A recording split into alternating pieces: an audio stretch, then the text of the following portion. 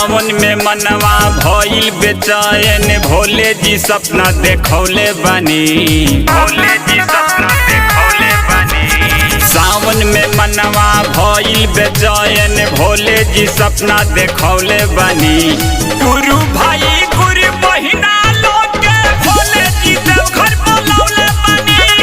गुरु भाई गुरु बहिना लोग के देवघर महादेव बोलौले बानी। चला लो बोली बोली ओ घरदानी बाबा की।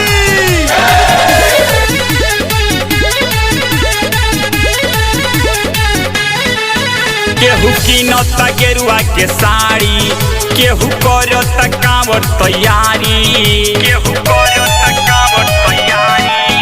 अब किसी चाचा वाला के बारी, चले के बाद भोला दुआरी।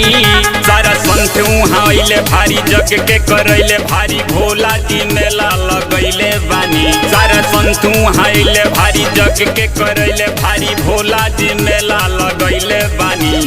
गुरु भाई गुरु बहिना लोग के देवघर महादेव बोलैले बानी। गुरु भाई गुरु बहिना लोग के देवघर महादेव बोलौले बानी। प्रेम से बोली शिव शंकर भगवान की।